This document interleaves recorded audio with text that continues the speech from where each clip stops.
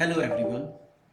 आज की वीडियो उन लोगों के लिए, उन स्टूडेंट्स के लिए बहुत इम्पॉर्टेंट होने जा रही है जो स्टूडेंट्स सीपीए करना चाहते हैं, मींस की सर्टिफाइड पब्लिक अकाउंटेंट का कोर्स है उसको करना चाहते हैं। तो हम आज की वीडियो में सीपीए के बारे में सारी डिटेल्स, मैक्सिमम पॉइंट्स को हम लोग कवर करेंगे। ओके, तो सीपीए जो है वो बेसिकली यूएस बेस एक कोर्स है। जैसे हमारे यहाँ इंडिया में सीए होता है, चार्टर्ड अकाउंटेंट, उसी तरह से ऑलमोस्ट सेम यूएस के अंदर सीपीए होता है, सर्टिफाइड पब्लिक अकाउंटेंट। मींस कि वहाँ पर सीए का जो हमारा कोर्स है उसे सीपीए के तौर पर किया जाता है। ओके, तो आप ये समझ लें शॉर्ट भाषा में कि सीपीए यूएस का चार्टर्ड अकाउंटेंट है नहीं, मतलब एग्जैक्ट सेम नहीं है, लेकिन आप समझ सकते हैं कि ये यूएस का चार्टर्ड अकाउंटेंट। तो इसके बारे में हम लोग डिस्कस करते हैं। देखो बेटा, अगर आपको इंडिया में सीए करनी है तो आपको बहुत सारे पेपर देने पड़ते हैं। ओके, मैंने एक वीडियो इस पर भी बनाई हुई है, तो आप लोग अगर सीए के बारे में जानना चाहते हैं तो आप लोग उस वीडियो को जा करके देख सकते हैं। अब अगर आपको सीपीए करनी है तो आपको क्या करना पड़ेगा? आपको सिर्फ 4 सेक्शंस ऑफ पेपर्स, मींस कि आप इसको सेक्शन हम बोलते हैं लेकिन एक्चुअल में ये पेपर्स हैं। You are to qualify only 4 papers. आपको सिर्फ 4 पेपर क्वालिफाई करने हैं and you become US based CPA. आप सीपीए बन जाएंगे। उसके लिए आप विजिट कर सकते हैं www.aicpa-cima.com। तो इस वेबसाइट का लिंक आप रख सकते हैं अपने पास। ये इंस्टीट्यूट है जो आपको यूएस बेस सीपीए करवाता है, राइट? तो आपको इस वेबसाइट पर जाना पड़ेगा। अब होता क्या है कि जब हम किसी कोर्स की बात करते हैं तो स्टूडेंट्स के माइंड में कुछ क्वेश्चंस उठते हैं कि जो मैं इस कोर्स को करूं तो इसके बारे में मुझे कम से कम पता होना चाहिए। तो अब इसमें देखिए, आप हमारे सामने कौन कौन से क्वेश्चन उठते हैं, ये किस किस कंट्री में एलिजिबल है। हम बार बार कह रहे हैं यूएस बेस, कि यूनाइटेड स्टेट बेस है ये, तो क्या ये सिर्फ अमेरिका में ही एलिजिबल है सीपीए? इसके बारे में हम लोग डिस्कस करेंगे। करियर पोजीशन, कि एक सीपीए करने के बाद एक कैंडिडेट क्या क्या उसके पास जॉब अपॉर्चुनिटीज़ हैं, हम ये भी डिस्कस करेंगे। एलिजिबिलिटी टू गेट एडमिशन, कि इसमें एडमिशन कौन ले सकता है, एडमिशन कैसे होता है, वो डिस्कस करेंगे। टेन्योर, कि ये कितने टेन्योर का कोर्स है, इसमें कितना टाइम लगता है, हम डिस्कस करेंगे। मीडियम ऑफ एग्जामिनेशन डिस्कस करेंगे कि मीडियम ऑफ एग्जामिनेशन क्या है। पासिंग स्कोर कितना, जैसे आप लोगों ने नॉर्मली सुना होता है ना कि 33% मार्क्स लो तो पास, या सीए में 50% मार्क्स मीन्स पास। तो यहाँ पर अगर आपको सीपीए करनी है तो आपको कितने परसेंट मार्क्स लेने पड़ेंगे कि आप उसे क्वालिफाई कर सकें। एक और सबसे बड़ा क्वेश्चन आता है कि सर खर्चा कितना होगा इस पे, है ना? तो हम खर्चे के बारे में भी डिस्कस करेंगे। एक और क्वेश्चन जो बहुत कॉमन उठता है, हर किसी के माइंड में उठता है कि सर ये यूएस बेस है, इसका इंस्टीट्यूट भी यूएस में है, तो क्या हमें पेपर देने के लिए यूएस जाना पड़ेगा? पेपर कहाँ होंगे, एग्जामिनेशन सेंटर कहाँ है इसके, हम वो भी डिस्कस करेंगे। एंड सीपीए का एग्जामिनेशन सिस्टम क्या है और इसका सिलेबस क्या है, कौन कौन से पेपर्स हैं और इसका उनका सिलेबस क्या है, जिससे कि आपको थोड़े से चैप्टर्स का आइडिया हो जाए कि क्या क्या इसके अंदर रहता है, और उसके बाद आप सीपीए बन जाएंगे। ठीक, तो आइए हम एक एक करके डिस्कस करते हैं पॉइंट्स। सबसे पहली बात कि जो यूएस बेस सीपीए है, जो यूएस बेस सीपीए है, ये कहाँ कहाँ एलिजिबल है टू परफॉर्म द वर्क। अब एक चीज़ बिल्कुल क्लियर कर लीजिए कि जो यूएस बेस सीपीए है वो यूनाइटेड स्टेट तो है ही है, right? Then Canada, Australia, Germany, Japan, Singapore, UAE, Hong Kong, China and India. तो इन सब कंट्रीज में जो सीपीए होते हैं ये वर्क परफॉर्म कर सकते हैं। मीन्स कि जो सीपीए की डिग्री है, जो सीपीए कोर्स है, इसका जो सर्टिफिकेशन है, ये इन सब कंट्रीज में एलिजिबल होता है टू परफॉर्म अकाउंटिंग ड्यूटीज। कि जो अकाउंटिंग की ड्यूटीज है उनको परफॉर्म करने के लिए इन सब कंट्रीज के अंदर वो एलिजिबल है। तो आपका क्वेश्चन क्लियर हुआ कि सीपीए क्या सिर्फ यूएस के लिए है? नो। देखिए आप कितने कंट्रीज के अंदर ये एलिजिबल है। ओके, अगला क्वेश्चन उठता है कि एक सीपीए काम क्या करता है। अब हमें मालूम है कि जो चार्टर्ड अकाउंटेंट होता है, सीए होता है, वो क्या काम करता है? वो ऑडिटिंग का काम करता है, टैक्स कंसल्टेंट का काम करता है, राइट, स्टैट्यूटरी ऑडिट्स करता है। तो जो सीपीए है ये क्या क्या काम करता है? इसका फर्स्ट, ये टैक्स अकाउंटेंट है। जो ये टर्म्स हम यूज कर रहे हैं ये यूएस बेस्ड टर्म्स हम यूज कर रहे हैं, राइट। फाइनेंशियल कंसल्टेंट है, ये ऑडिट का काम करता है। Senior manager of finance can perform. Chief financial officer, CFO भी कंपनीज के अंदर जो होते हैं वो सीपीए जनरली होते हैं। तो इतने ये जो हैं ये सब काम एक सीपीए परफॉर्म करता है। ओके, नेक्स्ट क्वेश्चन क्या उठता है कि सर एलिजिबिलिटी क्या है, कि हमें सीपीए में अगर एडमिशन लेना है तो मिनिमम क्वालिफिकेशन क्या है? बेटा देखो, ऑल्दो इसकी जो मिनिमम क्वालिफिकेशन है दैट इज बैचलर डिग्री। ये बात बड़े टेक्निकल है, समझने की जरूरत है, राइट। बैचलर डिग्री चाहिए। इंडिया के लिए जो यूजीसी से यूनिवर्सिटीज अप्रूव्ड हैं, उन यूनिवर्सिटीज में से किसी भी यूनिवर्सिटी की डिग्री आपको सीपीए के लिए बेसिक एलिजिबिलिटी प्रोवाइड करती है। लेकिन यूएस बेस्ड जो सीपीए है वो ये कहती है कि आपको कोर्स वर्क के लिए 120 semester hours of college credit चाहिए। अभी इंडिया में जो न्यू एजुकेशन पॉलिसी आ रही है उस एजुकेशन पॉलिसी में क्रेडिट बेस्ड सिस्टम शुरू हो रहा है, लेकिन अभी तक तो क्रेडिट बेस्ड सिस्टम नहीं है। तो हमें 120 सेमेस्टर आवर्स का क्रेडिट चाहिए टू स्टार्ट सीपीए। हमें सीपीए को स्टार्ट करने के लिए 120 आवर्स का, सेमेस्टर आवर्स का क्रेडिट चाहिए, हमारे बैंक में होना चाहिए, राइट। तो अब इसका मतलब क्या है कि आप जब एक क्लास पास करते हैं तो उसके लिए आपको 30 पॉइंट्स का क्रेडिट कंसिडर किया जाता है। तो जब आप बैचलर डिग्री करते हैं तो आप 3 इयर्स की डिग्री करते हैं। तो 3 इयर्स की डिग्री में आपके 3 इयर्स मल्टीप्लाइड बाय 30 पॉइंट्स, तो it means you will get 90 points. अब यहां आ जाती है प्रॉब्लम कि हमारे पास मिनिमम कितना स्कोर होना चाहिए? 120, लेकिन हमारे पास ग्रेजुएशन करने के बाद कितना स्कोर है? 90। तो हमें क्या करना पड़ेगा उस सिचुएशन के अंदर? हमें ग्रेजुएशन के बाद, बैचलर डिग्री के बाद हमें कुछ ना कुछ 2 ऑप्शन है हमारे पास। या तो हमें कोई ब्रिज कोर्स करना पड़ेगा, राइट। वैसे बेटर ऑप्शन क्या होता है कि आप ब्रिज कोर्स करने की बजाय यू स्टार्ट जस्ट एमकॉम,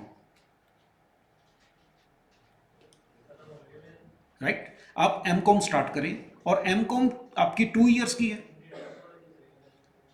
तो फर्स्ट ईयर जब आपका पहला साल क्लियर हो जाएगा, कंप्लीट हो जाएगा, उसका रिजल्ट आने के बाद, ठीक है, आप 30 पॉइंट्स के क्रेडिट आपके बैंक में और आ जाएंगे,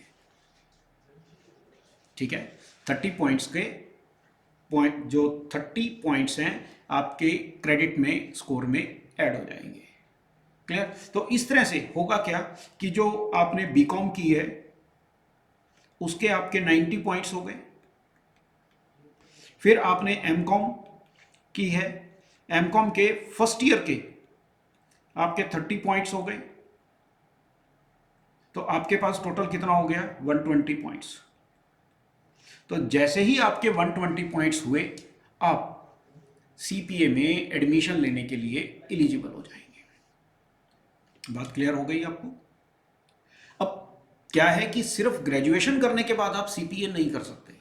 सिर्फ आप ग्रेजुएशन करने के बाद सीपीए नहीं कर सकते, राइट। आपको सीपीए करने के लिए पोस्ट ग्रेजुएशन स्टार्ट करनी पड़ेगी, चाहे वो एमबीए है,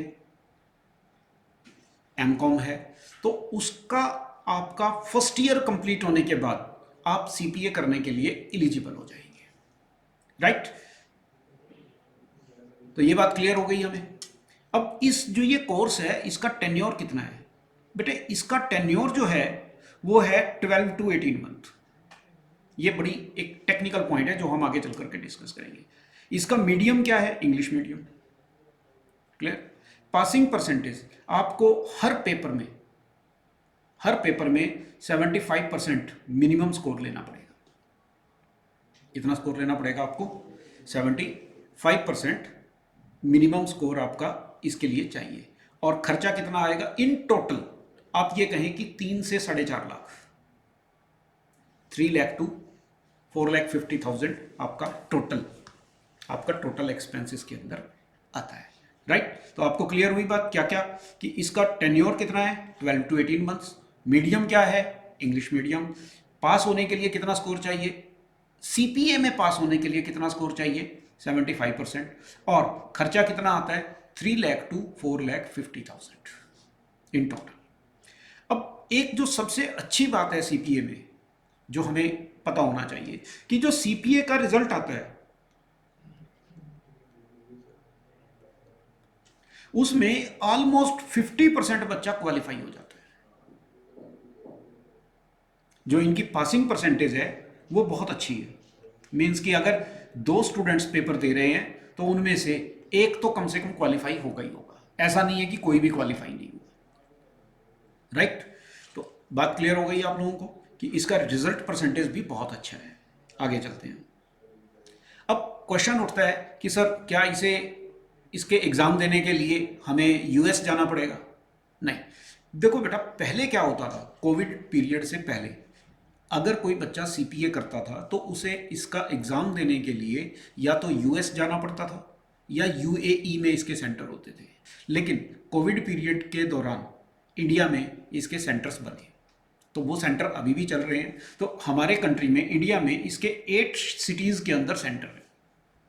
तो आप देख सकते हैं कि आपके नियरेस्ट सिटी कौन सा पड़ता है। न्यू दिल्ली है, बेंगलोर है, कलकत्ता है, अहमदाबाद है, चेन्नई है, हैदराबाद है, मुंबई है और त्रिवेंद्रम है। तो ये जितने भी सिटीज़ हैं, इन सभी सिटीज़ के अंदर आपका एग्जामिनेशन सेंटर बनता है। तो आप इनमें से जो भी नियरेस्ट है उस सिटी को आप चूज़ कर सकते हैं। और बहुत बढ़िया बात कि पेपर ऑन डिमांड, कि इसमें जो होता है एग्ज़ाम पेपर ऑन डिमांड होता है। इसमें बेटा क्या होता है, स्लॉट्स बने होते हैं इस तरह से, मंथ वाइज स्लॉट बने होते हैं, राइट।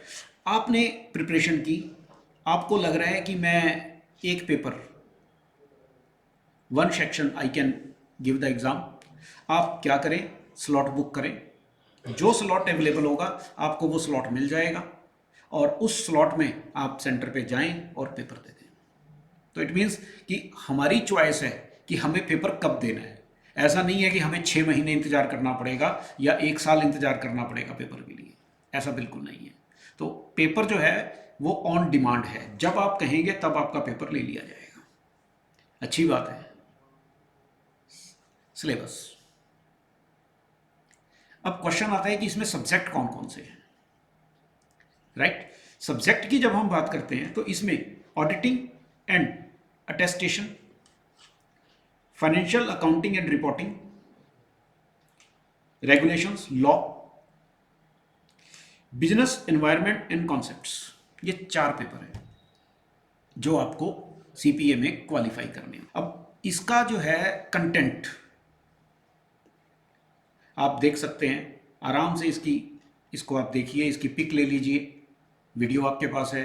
एक एक करके आप सभी सब्जेक्ट के कंटेंट देख सकते हैं कि आपको किस सब्जेक्ट में क्या चीज़ प्रिपेयर करनी पड़ेगी। अब क्वेश्चन आता है कि सर इसका जो एग्जामिनेशन है वो कितनी देर का होता है, ड्यूरेशन कितनी होती है? बेटा सभी पेपर इसके 4 आवर्स के होते हैं। देखिए जितने भी पेपर्स हैं सभी पेपर 4 आवर्स के होते हैं। क्लियर। और जो पेपर है बेटा, इस हर पेपर में 50% एमसीक्यू होता है और 50% टास्क बेस होता है। आपको जो क्वेश्चन दिया जाता है वो एक टास्क दिया जाता है, और उस टास्क बेस जो क्वेश्चन होता है वो आपका सब्जेक्टिव क्वेश्चन होता है। जैसे आपकी अकाउंटेंसी है या कोई भी है, उसमें आपको केस स्टडी होती है, जैसे उसी तरह से टास्क बेस आपको क्वेश्चन दिए जाते हैं। तो जो आपका FAR का पेपर है उसमें 50% एमसीक्यू और 50% task based question. Then regulation के अंदर 50% MCQ, 50% task based. Then auditing and attestation 50% MCQ, 50% task based. Means कि जो इसके 3 पेपर हैं, यू कैन से 3 सेक्शंस, उनमें 50% एमसीक्यू और 50% टास्क बेस्ड क्वेश्चन आते हैं, सब्जेक्टिव क्वेश्चन आते हैं। अब एक जो 4th पेपर है इसका, बिजनेस एनवायरनमेंट, इसके अंदर 3 पार्ट्स होते हैं। MCQ 50%, task based 35%। Task based कितना होता है? 35%। और रिटर्न कम्युनिकेशन जो कि कंप्यूटर बेस्ड होता है, सीबीटी कंप्यूटर बेस्ड टेस्ट होता है, 15%। ठीक है। तो अब इसमें क्या है कि जो कंप्यूटर बेस है इसमें आपकी टाइपिंग स्पीड होनी चाहिए, आपका रिटर्न कम्युनिकेशन देखा जाएगा और आपकी टाइपिंग स्पीड। क्लियर हुई बात ये? अब क्वेश्चन उठता है, जो एक सबसे इंपॉर्टेंट क्वेश्चन आता है कि ये जितने भी पेपर्स हैं, आपने सपोज कीजिए आपके पास 4 पेपर हैं, section 1, section 2, section 3, section 4, 4 sections आपके पास हैं, राइट। टेन्योर है 12 मंथ्स टू 18 मंथ्स। इसका मीनिंग क्या है? बड़े ध्यान से समझने वाली बात है। सपोज कीजिए आपने आज सेक्शन 1 क्वालिफाई कर लिया, तो आपको जो बाकी के 3 सेक्शन हैं ये आज से 18 मंथ्स के अंदर क्वालिफाई करने पड़ेंगे। अगर आपने 18 मंथ्स में क्वालिफाई नहीं की, या सपोज कीजिए आपने 2 क्वालिफाई कर लिए, तो जिस दिन आपने पहला क्वालिफाई किया था उसके 18 मंथ्स में आपको सारे पेपर क्वालिफाई करने हैं। अगर आपका बाई चांस एक पेपर भी रह गया और 18 मंथ्स पूरे हो गए, तो आपने जो भी क्वालिफाई किया था वो सब खत्म, आपको दोबारा से पेपर देने पड़ेंगे। बात क्लियर हुई? 18 मंथ्स के अंदर आपको इसको कंप्लीट करना ही करना पड़ेगा। और आमतौर से ये जो देखा जाता है वो ये देखा जाता है कि स्टूडेंट्स इसे जनरली, जो थोड़ा सा पढ़ने वाले बच्चे होते हैं, थोड़ा ठीक करते हैं, वो स्टूडेंट्स इसको 12 मंथ्स में ही कवर कर जाते हैं। कोई लंबा चौड़ा काम नहीं होता है। क्लियर? तो आपको ये जरूर ध्यान रखना है कि जब आप इसे स्टार्ट करके पहला पेपर दे रहे हैं और पहला पेपर आपका क्वालिफाई हो गया है, तो उसके 18 महीने में आपको बड़े अच्छे से ध्यान रखना है कि मुझे चारों पेपर क्वालिफाई करने हैं। क्लियर? और जब आप क्वालिफाई कर लेंगे चारों पेपर्स, तो फिर आपको लाइसेंस के लिए अप्लाई करना पड़ेगा। ठीक? एप्लीकेशन देनी होगी once you have meet all the requirement. ठीक है? Education, examination, experience. ठीक है? You can submit the application for CPA licensure to your state board of accountancy. अब यहां पर आपको एक चीज ध्यान रखनी है कि एक्सपीरियंस का मतलब क्या है, कि जब आपके सारे पेपर क्वालिफाई हो गए तो आपको 1 ईयर और कुछ स्टेट्स में 2 ईयर का एक्सपीरियंस चाहिए। ये एक्सपीरियंस आपको कैसे मिलेगा? जो ऑलरेडी प्रैक्टिसिंग CPA हैं, जैसे इंडिया में हमारे यहाँ होता है कि CA जो कर रहे हैं बच्चे, उनको ट्रेनिंग लेनी होती है, ठीक है ना, जो कि ट्रेनिंग अब 2 साल की है। तो इसमें भी 1 ईयर, कुछ स्टेट्स कहती हैं 1 ईयर, कुछ स्टेट्स कहती हैं 2 ईयर। तो आपको एक्सपीरियंस लेना होता है। क्लियर? अब ये जो एक्सपीरियंस है आपका, ये लेने के बाद, एग्जाम क्लियर करने के बाद आप एप्लीकेशन दे सकते हैं लाइसेंसिंग के लिए, कि आपको लाइसेंस मिल जाए। ओके? और जब आपको लाइसेंस मिल जाता है तो उसके बाद आप CPA बन जाते हैं। और उसके बाद क्या होता है कि जैसे US का आपको लाइसेंस मिल गया, तो अगर आपको कनाडा में जाकर के जॉब करनी है, कनाडा में काम करना है, तो जस्ट आपको अप्लाई करना पड़ेगा कनाडा के लिए। ओके? कोई फर्दर एग्जाम नहीं होता है उसके लिए, आपको लाइसेंस आपका अप्रूव हो जाएगा, फिर आप यूएस के साथ साथ कनाडा में भी काम कर सकेंगे। अब जब लाइसेंस मिलता है तो उसके लिए बैकग्राउंड चेक होता है कि आपके ऊपर कोई क्रिमिनल केस तो नहीं है, ठीक है, मतलब इस तरह की जैसे बैकग्राउंड चेक होता है वो चेक होता है आपका। और उसके बाद आपको जो भी प्रेस्क्राइब्ड फीस है लाइसेंसिंग की एप्लीकेशन के साथ सबमिट करनी होती है, और नाउ यू बिकम सीपीए। और जब आप सीपीए बन जाते हैं तो फिर नाउ देन क्या होता है, enjoy your work and life. आप अपनी लाइफ को और काम को इंजॉय करें। ओके, तो आपको क्लियर हुई सीपीए के बारे में। हमने सारे पॉइंट्स इसके अंदर कवर करने की कोशिश की है। अब आपका काम क्या है, आप चाहे सीपीए कर रहे हैं नहीं कर रहे हैं, बस आपको एक काम करना है। वो काम क्या करना है कि चैनल को सब्सक्राइब करना है, लाइक करना है, कमेंट करना है और बेल आइकन भी दबाना है, सो दैट कि जो नेक्स्ट वीडियो हम नेक्स्ट किसी कोर्स के बारे में डालेंगे उसके बारे में भी आपको अपडेट मिलता रहे। Thank you and all the best.